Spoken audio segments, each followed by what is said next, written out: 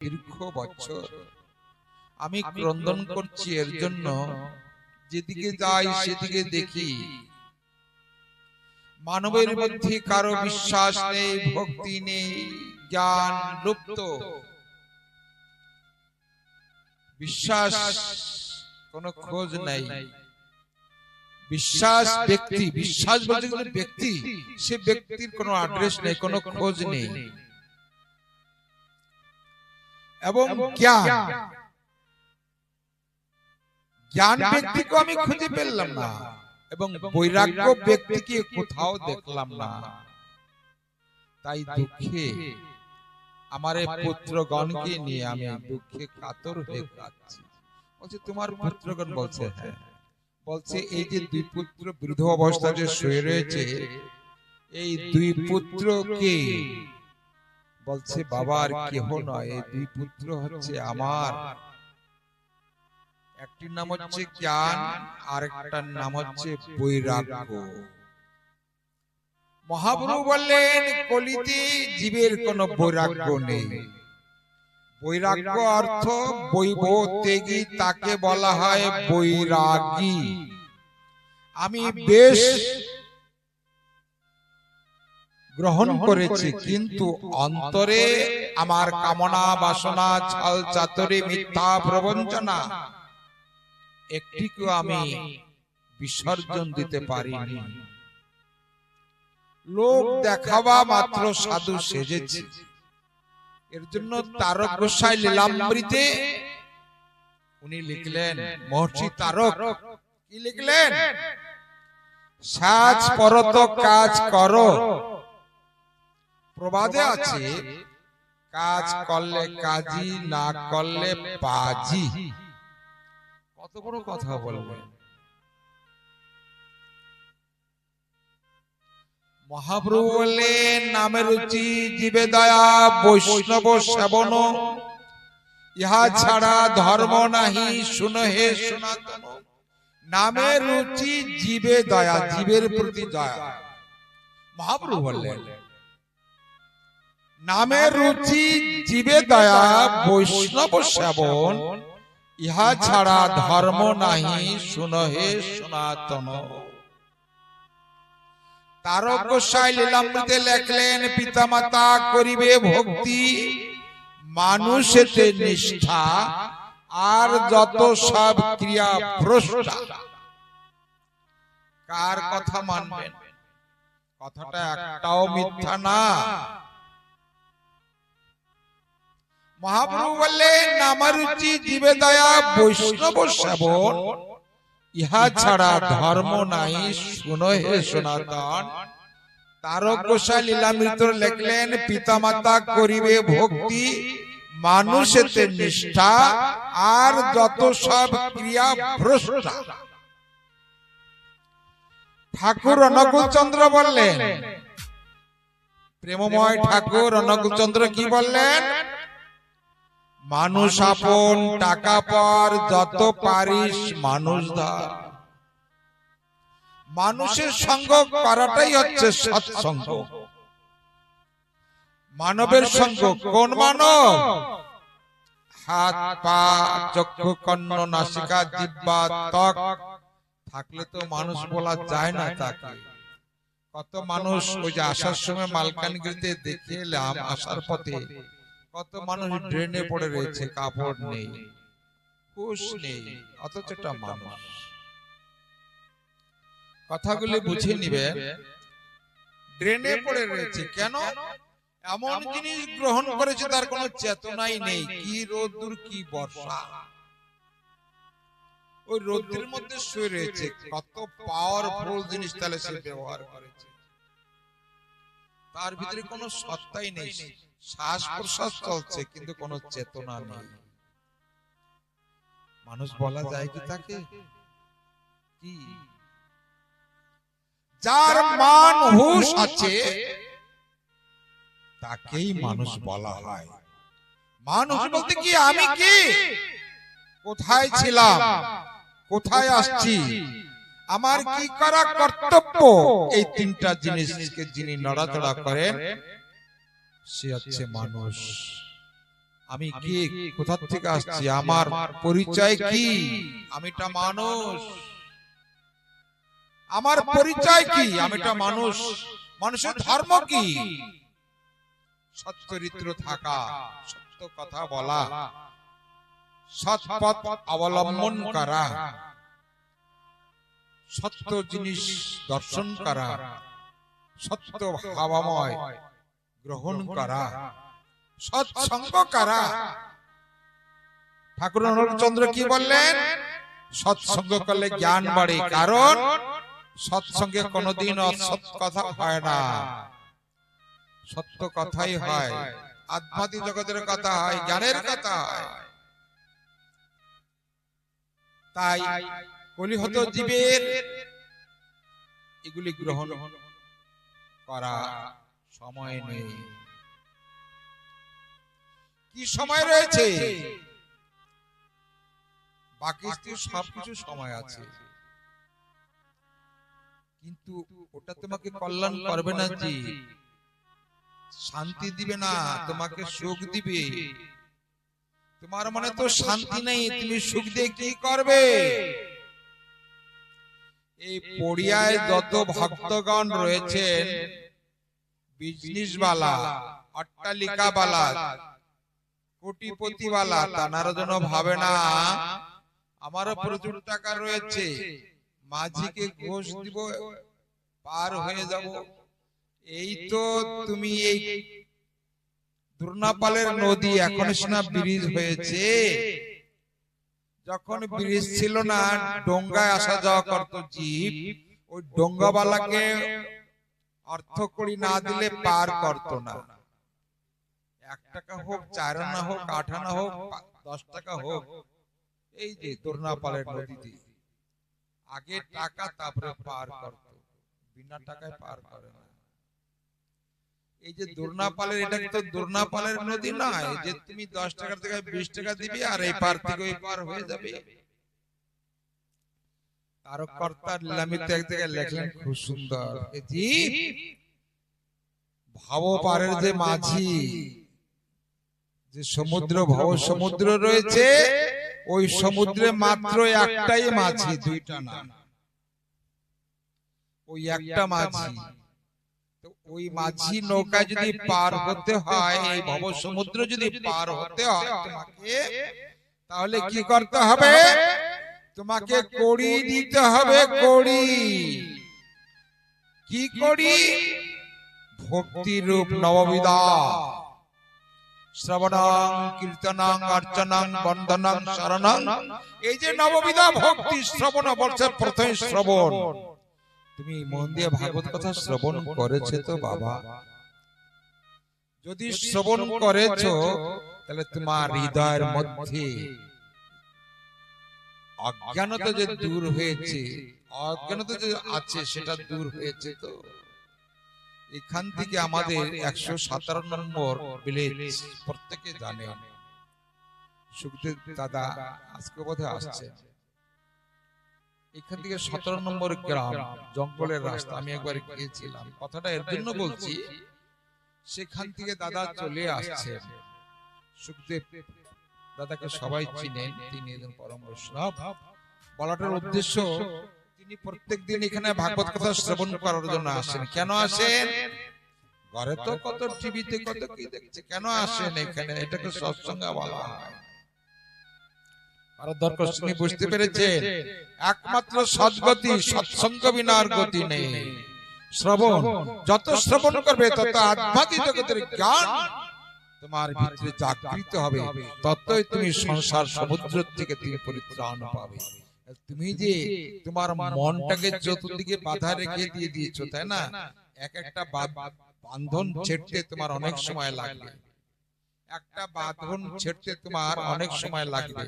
তোমার মন তো অনেক জায়গায় বাধা পড়েছে, অর্থে, স্ত্রীতে, পুত্রের মোহে, কন্যার মোহে, পাড়া প্রতিবেশীর মোহে, জায়গা জমির মোহে, গাড়িতে, নাম যশ প্রতিষ্ঠা, মানে কত জায়গায় তোমার মনকে বেঁধে দিয়ে দিয়েছে, কত জায়গায় তোমার মনকে বিক্রি করেছে। তোমার একটা মন কত জায়গায় বাধা পড়েছে। বাধা মানে বান্ধা। তোমার এই মনটা স্ত্রীর মোহে বান্ধা পড়েছে। সেই স্ত্রীর মোহ কি করে কাটবে? পুত্র মোহে বাধা পড়েছে, পুত্র মোহ কি করে কাটবে? কন্যার মোহে বাধা পড়েছে, আমার কন্যাটাকে বিবাহ দিয়েছি, কেমন কি আছে, আহারে অহরহ তুমি কন্যার চিন্তা করো, কেমন বিবাহ কাটবে? মায়া, মায়া ডোরে বাধা রয়েছে তোমার মন। তোমার সুন্দর দেহ, সুন্দর চেহারা, ব্যাংক ব্যালেন্স কত টাকা তোমার আছে, তোমার 10টা গাড়ি রয়েছে, জায়গা রয়েছে প্রচুর, চতুর্দিকে তোমার মন ছোটাছুটি করছে। এক এক কাছ থেকে মনটা ছোটে এনে তারপরে না গুরুর চরণে দিবে, গোবিন্দের চরণে দিবে।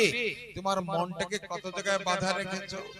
মধুসূদন গোস্বামী বলতেন, গুরুদেব যে বাবা তোমার ওই মনটাকে এক এক জায়গা থেকে তুমি ছাড়াই নিয়ে এসো, ছাড়াই এনে এক মন করো, এক মন করে তারপরে মাঝির কাছে গিয়ে যাচনা করো। এক মন চিত্তে মাঝির কাছে যদি নিবেদন করো, তাহলে ভবপারের মাঝি অবশ্যই তোমাকে পার করবে। কিন্তু ভবপারের মাঝি কারো মুখ দেখে পার করেন না, তিনি কি দেখেন? ভক্তি মাসুল। তুমি যে ভবের বাজারে গিয়েছো, জি তোমাকে তো সুন্দর দেহ দিয়ে দিয়েছি, আমি সুন্দর চেহারা দিয়েছি, চক্ষু কোন নাক সবই দিয়েছি, ব্যাপার বাণিজ্য করার জন্য তোমাকে 16 আনা কড়িও দিয়ে দিয়েছি, সংসারে পাঠিয়েছি, সংসারে তুমি বেচা কিনা ব্যবসা বাণিজ্য করে তুমি কতদূর কি লাভবান হয়েছো। একটা পিতার 4টা পুত্র থাকে, 1 লাখ টাকা করে সবাইকে দিয়েছে, 4 পুত্র, বাবা 1 লাখ টাকা করে দিলাম, তোমরা ব্যবসা বাণিজ্য করে তোমরা আমাকে উপরন্ত লাভ দেখাবে, আর আসল আমাকে আসলটুকু দেখাবে, আর লাভের টুক তোমরা ভোগ করবে। লাভ আমাকে দরকার নাই, আসল আমাকে দরকার। এই যে 1 লাখ টাকা যে তোমাদের দিলাম বাবা, এই 1 লাখ টাকা দিয়ে তোমরা ব্যবসা করবে, বিজনেস করবে, বিজনেস করে উপরন্ত যা থাকবে তোমার স্ত্রী পুত্র কন্যা ভরণ পোষণ করার জন্য তোমাদেরকে সাহায্য করেছে। কিন্তু খবরদার, আমি যে 1 লাখ টাকা দিয়েছি, এই 1 লাখ টাকা যেন কখনো যেন 1 টাকা যেন কমি না হয়, তাহলে কিন্তু আমি শুনবো না। কোন কোন পুত্র কি বলে, আরে বাবা মা তো দিয়েছি, আর খরচা করতে করতে করতে 1 লাখ টাকা শেষ, খালি হাতে এসে উঠছে, বলছে কিরে বাবা আমার টাকা দে, বলছে না বাবা সব খরচ হয়ে গেছে। কিসে খরচ করছে জানি না, আমার কেমনে কোনো যেন খরচ হয়ে গেছে। আর কোন কোন পুত্র 1 লাখ টাকার পরিবর্তে 10 লাখ টাকা বাবাকে ইনকাম করে নিয়ে দিয়েছে, বাবা কত খুশি।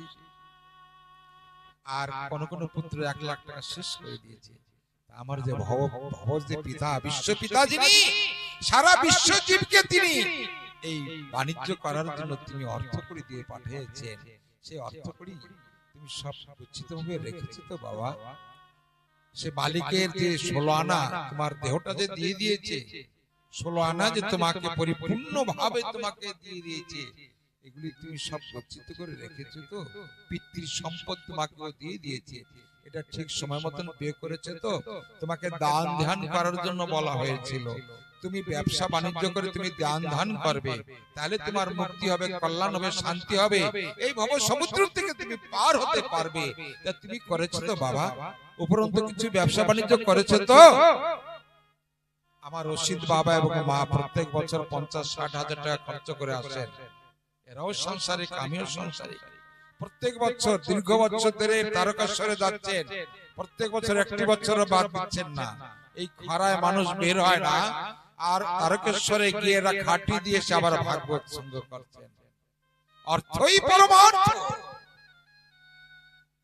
এই অর্থটাকে যত ব্যয় করবেন সাধু সমাজে তত বাড়বে, আর যত অপব্যয় করবেন তত কমবে।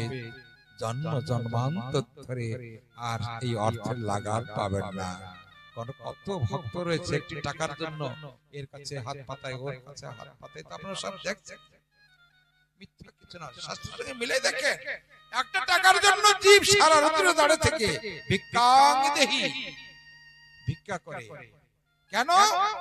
গত জন্মে ঠাকুর অনেক পয়সা দিয়ে দিয়েছিল, অনেক অর্থ দিয়ে দিয়েছিল, অর্থকে বুঝে নাই, সর্ব ব্যয় করে নাই। এই জন্য ভগবান দেখলাম, ওরে ওরে জীব, আমি গত জন্মে তোমাকে প্রচুর পরিমাণে অর্থ দিয়েছি, সেই অর্থটাকে তুমি সম্পূর্ণভাবে ব্যর্থ অন্যায় ভাবে তুমি খরচ করেছো, এর জন্য তোমাকে আর অর্থ করে দেওয়া হবে না। অর্থের যে কি দুর্মূল্য তুমি এবার বুঝে দেখো। একটি টাকার জন্য তুমি এই রোদ্দুরে ঘুরে ঘুরে তুমি অর্থ ভিক্ষা চাচ্ছ। বলো ভক্ত বৎসল ভগবান কি জয় হো। এর জন্য তোমার ঠাকুর চান না যে তুমি আমাকে সেই অর্থ করে দাও, তার পরিবর্তে তুমি আমাকে কি দিবে? জ্ঞান। তোমার কত জ্ঞান হয়েছে, তোমার কত ভক্তি হয়েছে, নববিধার ভক্তির মধ্যে তুমি কোন ভক্তিটাকে তুমি সম্বল করেছো জীব? এই যে 9টা ভক্তি, শ্রবণং, কীর্তনং, অর্চনং, বন্দনং, অর্চনং, শরণং, আত্মনিবেদনং, এই যে 9টা ভক্তির মধ্যে তুমি কোন ভক্তিটাকে কাজে লাগাইছো জীব, সেটা আমাকে বলো, তাহলে তোমাকে আমি পার করব। আমার কেমন কোনো দরকার নেই। কি দরকার? আমাকে ভক্তি মাসুল দরকার, 16 আনা দরকার। 16 আনা, 16 আনা বলতে কি অর্থ? টাকা পয়সা না, 16 আনা মন। আমার গোবিন্দ বললেন আমাকে 16 আনা করি দাও। করি বলতে কি 16 আনা মন দাও। তোমার ভিতরে কামনা বাসনা, ছল চাতুরি, মিথ্যা প্রবঞ্চনা, কাম, ক্রোধ, লোভ, মোহ, মদ, ঐশ্বর্য, অহংকার, গর্ব, কত কি রয়েছে, এই সব পরিত্যাগ করে একমাত্র মন, এই মনটা আমাকে তুমি দাও এক চিত্তে এক মনে সমর্পিত ভাবে। তাহলে তোমাকে আমি ভব সমুদ্র থেকে পার করে ওই পারে নিয়ে যাব, আর তোমাকে ভব যন্ত্রণা সহ্য করা লাগবে না। তুমি শান্তি শান্তি পাবে। এর জন্য ভাগবত সিদ্ধান্ত দিলেন তুমি হাতে যদি কর্ম করতে যদি না পারো, কর্মের মাধ্যমে তুমি আমাকে পেতে পারো, তাও যদি না পারো জীব, তুমি শ্রবণ করো আমার বাক্য। এই যা কিছু এটা কি ভাগবত কথা, আমার বাক্য তুমি শ্রবণ করো, তাতেও তোমার কল্যাণ হবে। কারণ শ্রবণ করলে তোমার জ্ঞান হবে। আমি অসিত মন্ডল কি করে, চুরি করে কি দাড়ি করে, আমি সেটা দেখতে যাব না। অসিত মন্ডল কি করছে সেটা আমি দেখব। এর জন্য আমার 1 টাকা যদি উপার্জন হয়, তার মধ্যে 4 আনা থাকবে আমার গোবিন্দের। এই বাড়িতে যা কিছু আনা হয় সবই আমার ঠাকুরকে আগে দিয়ে তারপরে পান। দেখছেন কত সুন্দর কায়দা। আর আমরা কি করি, বাজার থেকে নিয়ে আসি, এটা তোর জন্য নিয়ে আসছি, তুই এটা নিয়ে, ও এটা নিয়ে, ছেলে ফেলেকে ভাগ করে দিচ্ছে। ওটা কি? ভগবান বললেন যে আমাকে যে না দিয়ে পায় সে চোর, সে পাপ ভোজন করে। আমাকে না জানে যে খায়, যে ভোজন করে, সে পাপ ভোজন করে, বিষ্ঠা ভোজন করে। আর আমাকে যে জানায় পায়, প্রসাদ ভোজন করে। এই তো গাছে লিচু হয়েছে, অসিত বাবা বলেন যে সবই তো ঠাকুরকে দাও, তারপরে তোমরা পাও। সব এই লিচু যত সব আমার ভোলানাথকে আগে ভোগ চড়াচ্ছে, তারপরে পাচ্ছে। দেখছেন কত সুন্দর সিস্টেমেটিক। যা কিছু যাবতীয় কলা, নারকেল, ফল, ফলাদি যা কিছু আনা হয় সব তাই। এক বাড়িতে গুরুদেব গেলেন, আলোচনা করছে। গুরুদেব আসছে, মিষ্টি মিঠাই, কলা, নারকেল অনেক কিছু নিয়ে গেছে। গুরুদেব আলোচনায় বলছে, বাবারে আমি অনেক দূর থেকে আসছি, অনেক ক্ষুধাও পেয়েছে, কিছু আনছো আমার জন্য? বক্তারা বলছেন, হ্যাঁ বাবা তুমি আসছো শুনছি, তাই আমাদের সবরি কলা হয়েছে গেছে, সবরি কলা নিয়ে আসছি। কোন মা বলছে বাবা আমি দুধ নিয়ে আসছি, কোন মা বলছে আমি রসগোল্লা নিয়ে আসছি, কোন মা বলছে আমি নারকেল নিয়ে আসছি গুরুদেব, কোন মা বলছে গুরুদেব আপনি আসছেন আমি শুনছি, আমি ক্ষীরি বানিয়ে নিয়ে আসছি। কোন ভক্ত বলছে গুরুদেব আপনি যে আসছেন শুনছি, আমি অপূর্ব পিঠা বানিয়ে নিয়ে আসছি। গুরুদেব বলেছে তাই? ওরে অনেক নিয়ে আসছে তো আমার জন্য, পরীক্ষা চলছে, পরীক্ষা। সামনে একজন বসে রয়েছে, ও মনে মনে ভাবছে আমি কিছুই আনি নাই, সবাই টুপলা টাপলা করে সব নিয়ে আসছে, এই বাড়িতে যখন এখানে আসে কেউ অনেক কিছু ভোগ নৈবেদ্য নিয়ে আসে, এখন বারবার তখন বলছে গুরুদেব আবার রিপিট করলেন, আবার রিপিট করে বলছে বাবা আমার জন্য কি আনছো? বলছে কেন গুরুদেব, আপনাকে তো বললাম কলা নিয়ে আসছি, নারকেল নিয়ে আসছি, আনারস নিয়ে আসছি, আপেল নিয়ে আসছি, দুধ নিয়ে আসছি। এইবার গুরুদেব পরীক্ষা নিচ্ছেন ভক্তদেরকে। কি পরীক্ষা? বললেন যে বাবারে মারে তুমি তো কলা নিয়ে আসছো, এই কলা তো গাছে ছিল, গাছের থেকে নিয়ে আসো, তুমি আর ঘরের থেকে আনো নাই। বলছো হ্যাঁ বাবা, তোর তো গাছের কলা, ওই গাছের কলা হয়েছে তাই তুমি নিয়ে আসছো, তুমি কি আনছো বাবা? আর যে মা বলছে আমি দুধ নিয়ে আসছি, তখন বলছে ও মা এই দুধ তো গাভীর থেকে, মানে গাভী দিয়েছে আমার মা, গাভী দুধ দিয়েছে তাই তুমি দোয়াই নিয়ে আসছো, তুমি কি নিয়ে আসছো? ওই বাবা বলছে আমি আপেল কিনে নিয়ে আসছি। বলছে আপেল তো তুমি দোকান থেকে কিনে নিয়ে আসছো, ওটা তো তোমার না, তুমি কি নিয়ে আসছো? আরেক মা বললো যে মা বাবা আমি তোমার জন্য মিষ্টি নিয়ে আসছি। বলছে মিষ্টি তো দোকান থেকে তুমি কিনে নিয়ে আসছো, তুমি কি নিয়ে আসছো? এমন করে সকল ভক্তকে জিজ্ঞাসা করলেন। সকলে মনে মনে ভাবলেন যে কেমন গুরুদেব, আরে আমরা মিষ্টি মিঠাই কলা নারকেল কত কি আনছি, তথাপি গুরুদেব বলছে কি নিয়ে আসছো, কি নিয়ে আসছো? মানে গুরুদেবের অর্থটা ঠিক বুঝতে পারছে না। লাস্টে বুঝলেন, তখন এক ভক্তকে বলছো চোখের জল ছেড়ে দিয়ে বলছে কাঁদছে, কিরে বাবা তুই কাঁদিস কেন বাবা? বলছে গুরুদেব আমি কাঁদছি এর জন্য যে আপনি যে বললেন কিছু আনতে, আমি আনতে গিয়েছিলাম, কিন্তু যখন আনতে চাই আমার পিছনে অনেক কলা হয়েছে, ওই কাশি দিয়ে যখন কলা কাটতে গেছি ওই কলাই আমাকে বললেন, বৃক্ষরূপী কলা আমাকে বলছেন হে ভক্ত তুমি কলা দিয়ে কি করবে? তখন আমি বললাম এই কলা দিয়ে আমি গুরুদেবের কাছে নিয়ে যাব। বলছে কলা তো আমার, তুমি গুরুদেবের কাছে নিয়ে যাবে, তোমার কিছু যদি থাকে সেটা নিয়ে যাও না, তুমি আমার জিনিসটাকে নিয়ে তুমি বাহবা পেতে চাও? কথাটা বুঝে নেবেন ভক্তগণ, কি অপূর্ব কথা।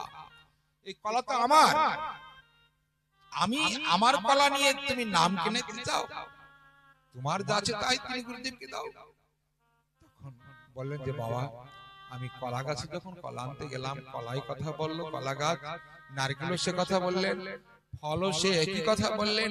তা আমি যেদিকে তাকাই, আকাশ বাতাস বায়ু মন্ডল যেদিকে তাকাই সব দিকে দেখি তোমারই দেওয়া পদ্ম, একটা ফুল তাও তোমার সৃষ্টি, একটা যে ফুল এনে তোমার চরণে দিব হে গোবিন্দ, হে গুরুদেব, সবই তোমার। একটা তুলসী পাতা যে এনে তোমার চরণে দিব এটাও তো তোমার, আমার তো কিছু নেই দেবার মতো। তাই আমি কাঁদছি গুরুদেব, আমি তোমাকে কি দেব? এই বলে যখন সাষ্টাঙ্গে পরিণত হয়ে গেলেন গুরুদেবের চরণে, তখন গুরুদেব বললেন বাবা এই এত ভক্তের মধ্যে তুমি যা আমাকে দিয়েছো বাবা, কোন ভক্ত আমাকে দেয় নাই। কেন? তোমার দেহ মন জীবন যৌবন সবই আমাকে নৈবেদ্য করে আমাকে সমর্পণ করে দিয়েছে। ভক্ত তুমি যা আমাকে বিশ্বে দিয়েছো, এই বিশ্ব মাঝারে দ্বিতীয় তোমার মতন কেউ আমাকে দেন নাই। বলো ভক্ত বৎসল ভগবান এর জন্য তাকে দেওয়ার কিছু নেই, একমাত্র তাকে দেওয়ার একমাত্র এই নৈবেদ্য।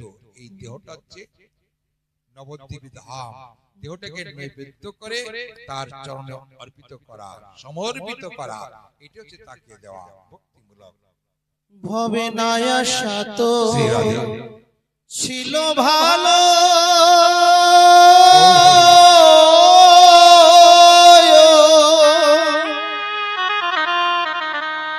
ওরে সে জনম বৃথা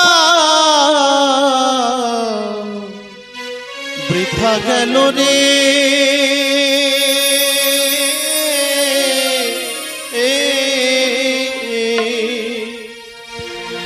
ওরে কামিনীর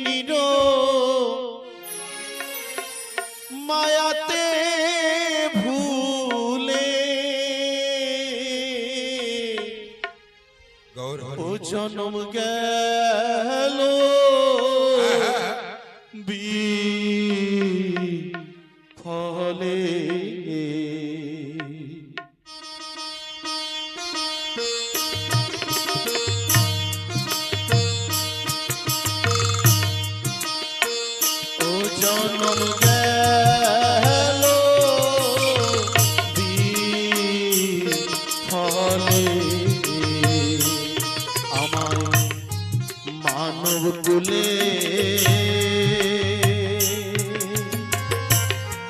জনম দিয়ে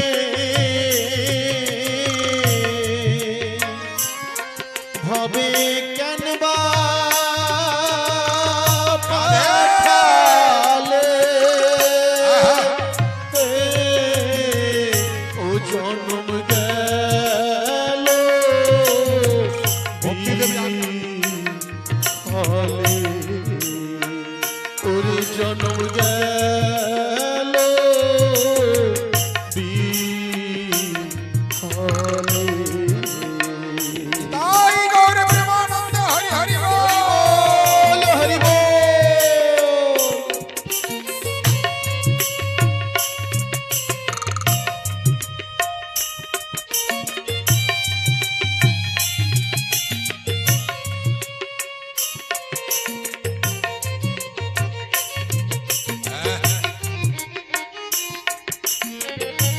গৌর হরি বল।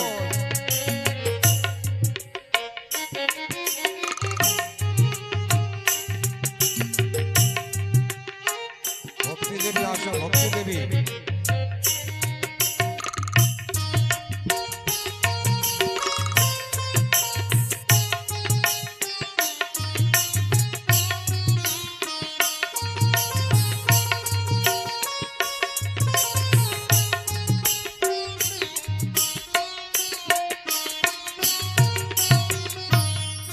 কোটি জন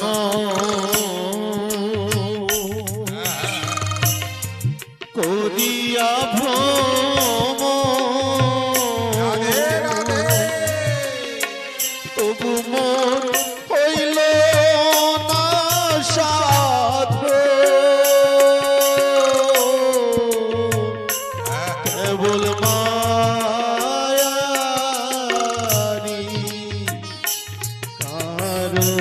আহারে। কোটি জন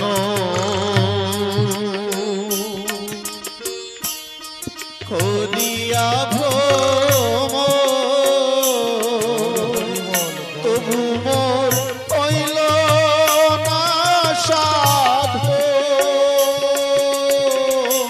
কেবল মায়ারি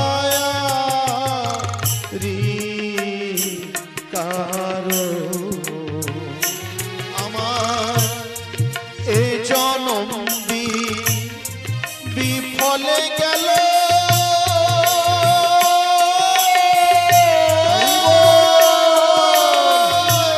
গৌর হরি বল, গৌর হরি বল। আমার গুরু ভজন না হইল গো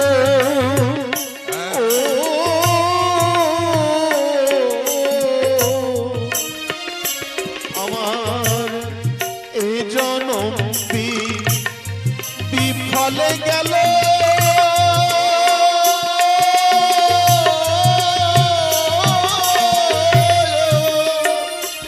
আমার কৃষ্ণ ভজন না হইল গো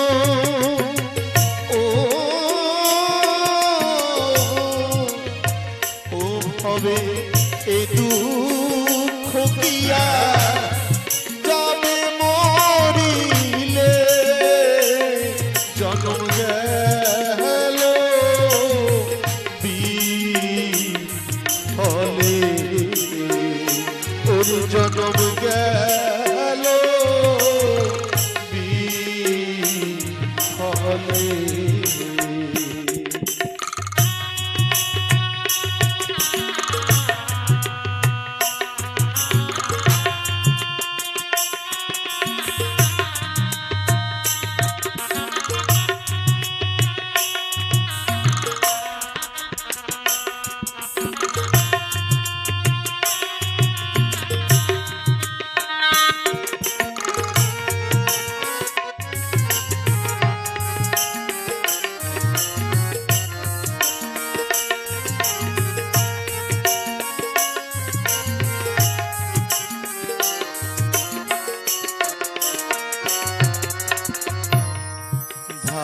বন্ধু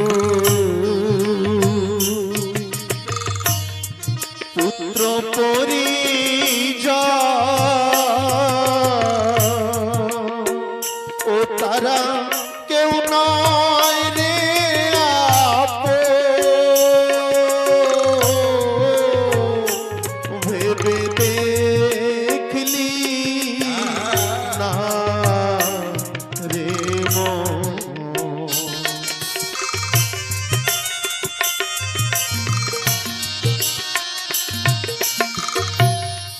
ভাই বন্ধু পুত্র পরিজন ও তারা কেউ নয় রে আপন ভেবে দেখলি না রে তো যারে ভাবিলে হয় ভাবনা শান্তি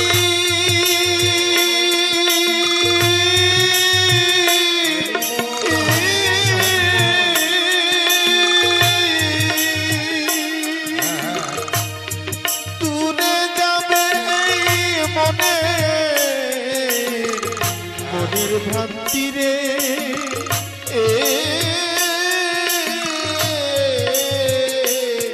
আমি তার ভাবনা ভাবলেম না একদিনে জন্ম গেল বিহলে ও জন্ম গেল বিহলে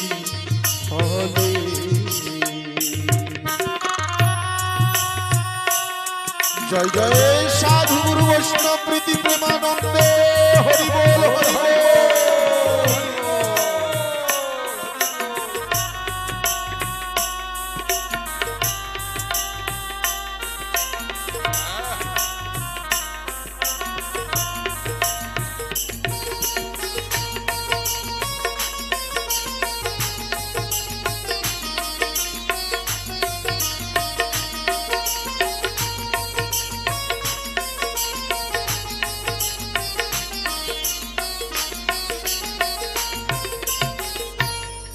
সাধু গুরু চরণ ধৌত যা শুনি সর্বতীর্থের ফল একদিন করলে না সম্ভব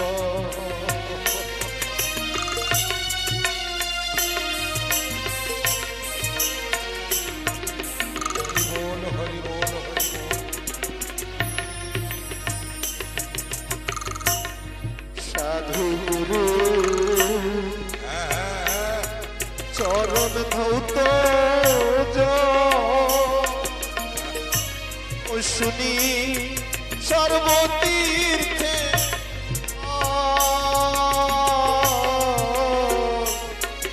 দিন করলে না সম্ভব রাধে রাধে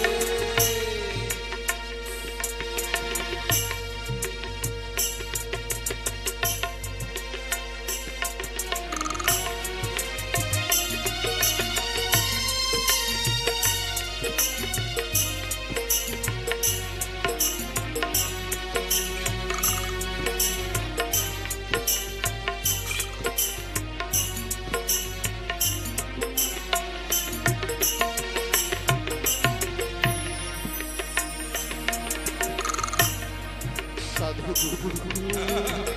হরি বল চরণ ধৌত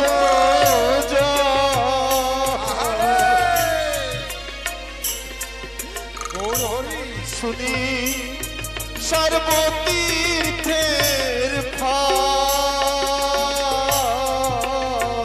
জয় শ্রী রাধে একদিন করলে সম্ভব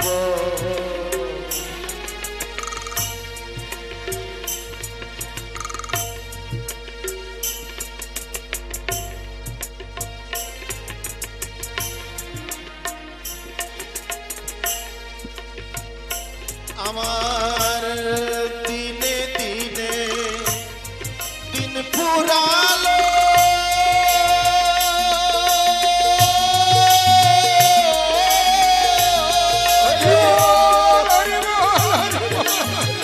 ও দয়াল গুরু আমার উপায়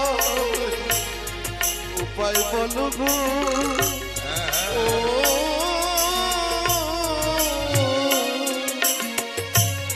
আমার দিনে দিনে দিন ফুরালো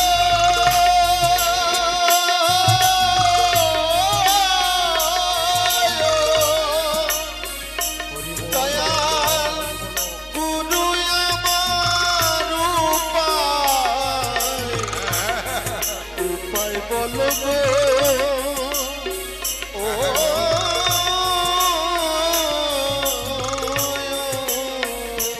পাগল বিজয় কান্দে বসে বিগানে পাগল বিজয় কান্দে বসে বিগানে জন্ম